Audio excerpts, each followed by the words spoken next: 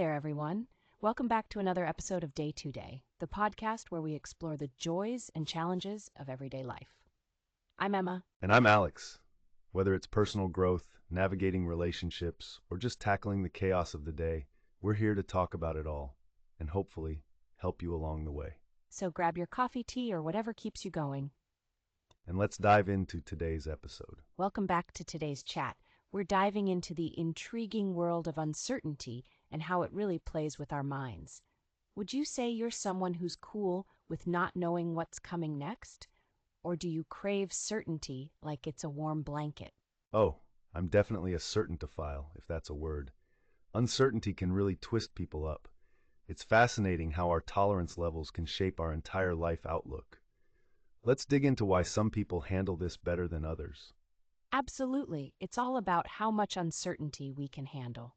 Think of it like being at a crossroads without a GPS. Some folks see an adventure, others see a stress fest. Those who are comfortably curious might find excitement in uncertainty, whereas others might find it brings out their inner control freak. And right there is where cognitive closure waltzes in, right? The term coined by Eric Kruglansky back in 1993, it's all about our craving for a clear, definitive answer when we find ourselves in limbo. Exactly. We'd do anything to seize a definite answer like we're detectives on a case. But if that chase doesn't pan out, we hit the freeze phase, where our brains just say, enough thinking, go with your gut.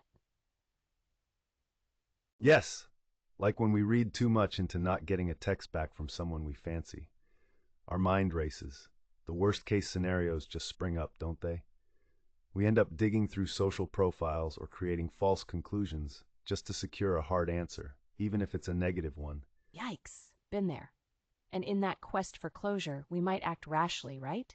Send a barrage of messages, maybe even ghost them first. It's like setting off a chain of overcorrection fueled by guesswork. Totally. But why do we resort to such behavior? Blame it on those sneaky cognitive distortions. They get us every time. Emotional reasoning, overthinking, rehearsing worst-case scenarios. It's a whole mess. Yep, like assuming if your friend doesn't RSVP, they're mad at you, or thinking one bad interview answer cost you the job. It's mind reading and unfair comparisons rolled into a stress cocktail. And that should mindset, the cherry on top, it's like you've programmed a rule book for the universe. But when life doesn't follow your script, well, cue meltdown. It's such a trap, isn't it? But here's the silver lining. You can learn to challenge these thoughts, like superhero style. Cognitive restructuring is about rewiring those faulty conclusions. Say more about that. How does one go about this cognitive restructuring? Sounds like heavy mental lifting. It's more about gentle adjustments, questioning your automatic thoughts and playing detective with your own brain. Why did I feel this way? Is my conclusion based on fact or just fear? You slowly build a more realistic perspective. That's powerful. It's as if you're negotiating a peace treaty with uncertainty, right? Instead of dreading it, you start to see it as part of life's core fabric. Absolutely. Embracing life's inherent unknowns can be so liberating. It's like living on the edge of discovery, always being in tune with what's happening right now, rather than getting lost in what might be. So true. And ironically, when you accept uncertainty, you might just gain that clarity you were searching for all along, figuratively walking away unscathed from what usually spirals us into stress. Precisely. And maybe we can inspire our listeners to take a moment to reflect on how they view uncertainty. What can they do to start loving the chaos, or at least surviving it without intense stress?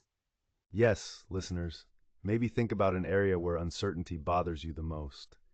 How can you try reframing your thoughts, or even just embrace it as part of the adventure of life? Great idea. Because if we can learn to see it as an opportunity, then every uncertain turn is a chance for growth. Shall we leave them with that thought for today? Definitely. Remember, folks, the only certainty is that life is full of surprises. Embrace it, enjoy it, and let that curiosity lead the way. See you next time.